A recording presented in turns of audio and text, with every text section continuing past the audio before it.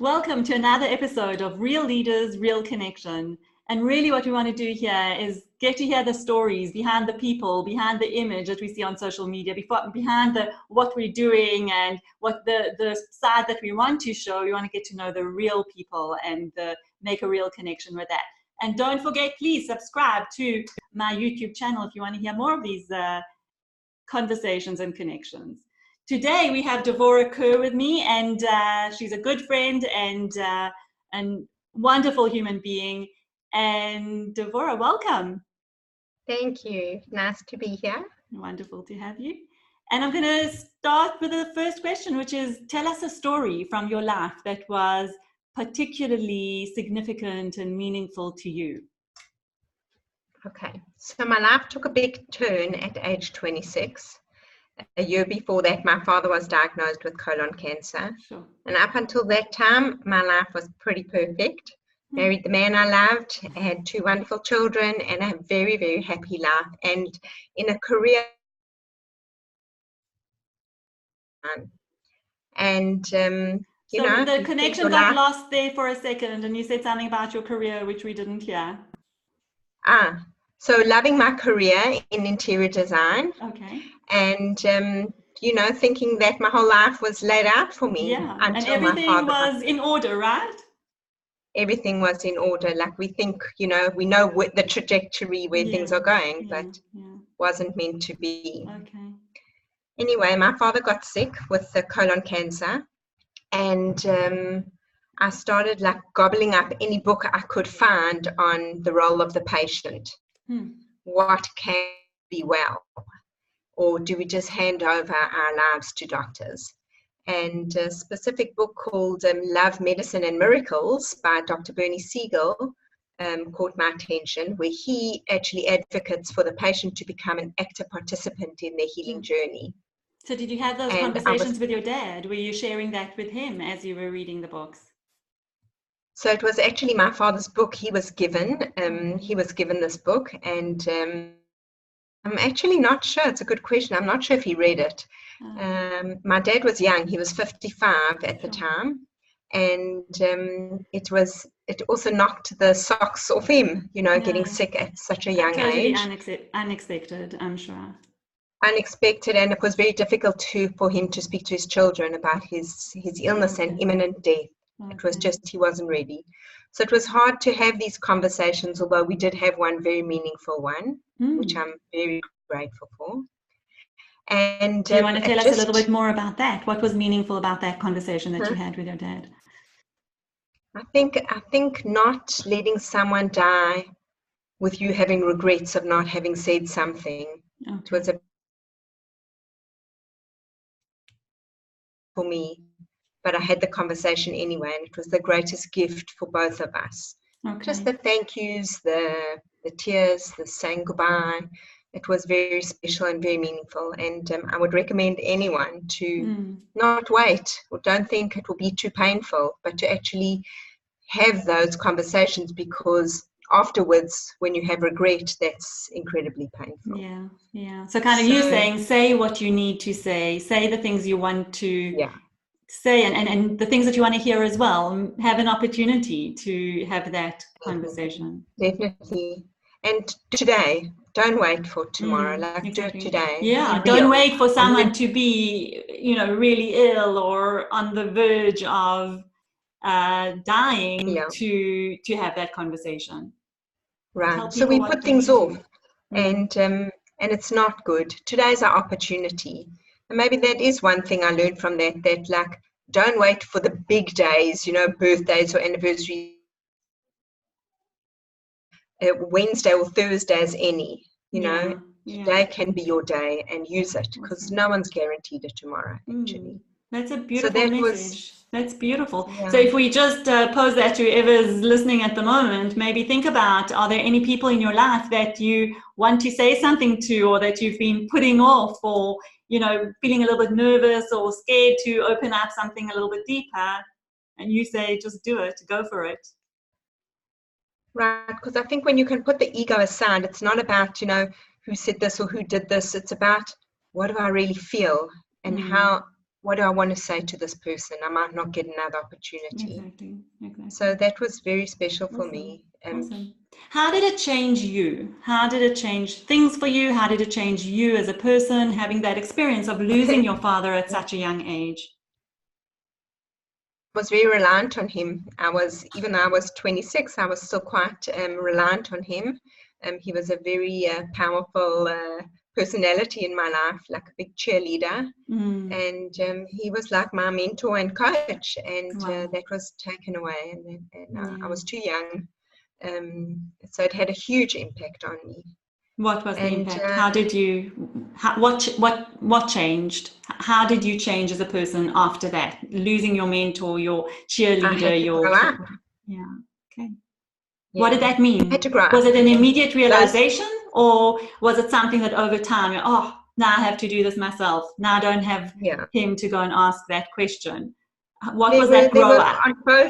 On both sides, the immediate things, and also, like, always, instead of running maybe to him for answers, I had to find them and create them within myself.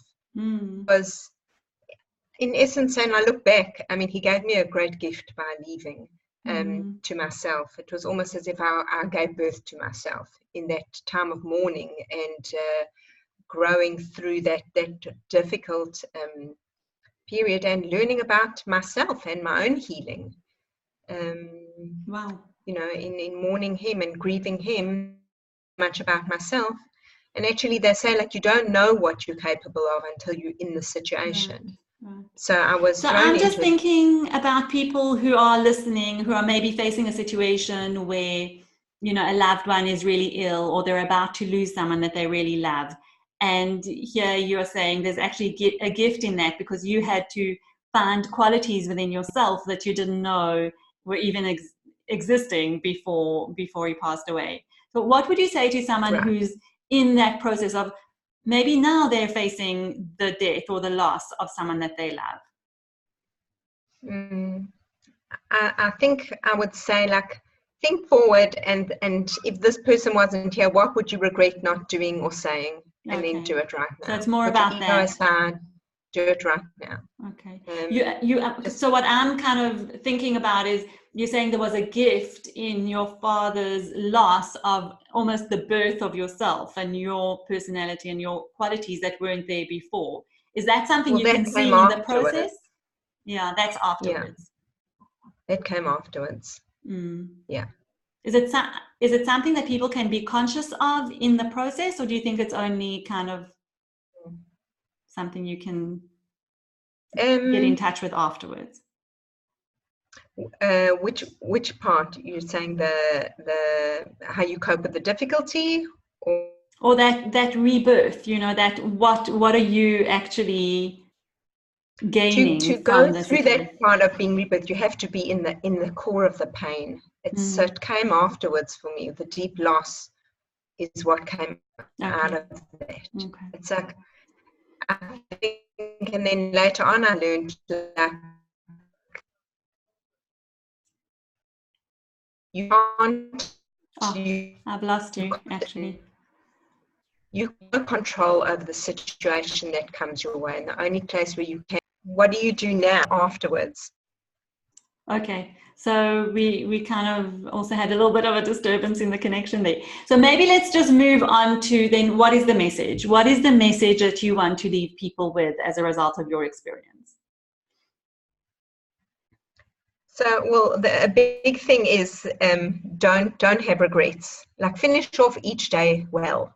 It could just be an ordinary Thursday, and people in times of happiness or celebration, that's when they pay attention and tell people they love them. But on an ordinary Tuesday, people don't generally do that. And I think something I have learned to do is that each Tuesday is precious. Might just be ordinary, but it's precious, and it offers something. And close your day off well. Like, when you get into bed at night, think, like, did I use this day well? Do I deserve another day tomorrow? Am I using my days well? And I think I learned that lesson from my father dying young. And I think what I love about what I love about what you're saying is that this lesson applies to everyone, whether you have lost someone or in the process of losing someone or not at all. You know, that is a lesson that we can take no matter what stage of life we're in. Yeah, absolutely. Absolutely. Well, sometimes people feel I can't say anything because it'll be too painful for the other person to hear. But life has pain in it, and through pain we connect and we have something real. So So you're there saying might even the be negative pain. messages, like even the conversations that might be uncomfortable or unpleasant or difficult. Right.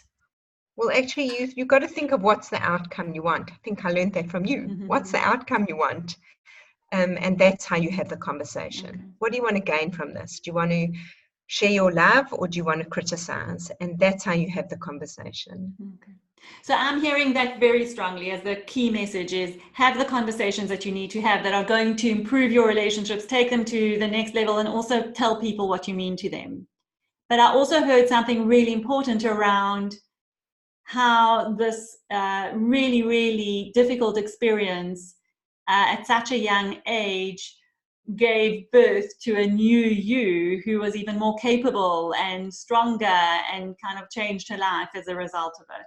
So I don't know if you want to Yeah, say just one more thing. What is your totally. message on that note to people?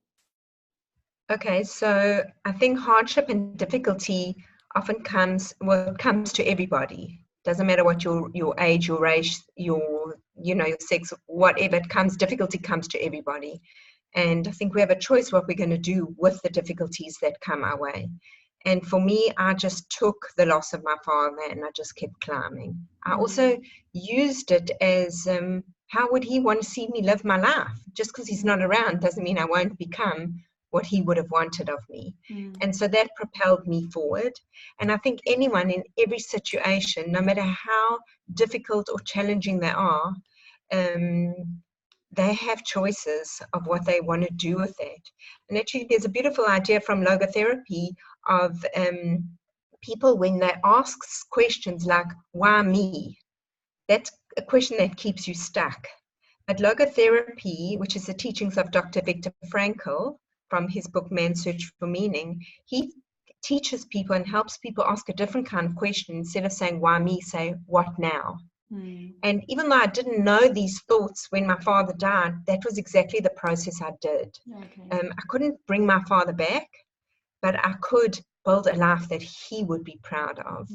And that to me to the legacy that I felt he left behind. And that's what I did. Great. So, and I think So that that's also moving from applies that to any why me difficult to what situation. now kind of question that you can say, okay, why me keeps you in the maybe in the pain, it keeps you a little bit stuck, whereas what now can actually help you to move forward and make meaning out of the challenge or difficulty that you're in. Yeah. Awesome. Instead of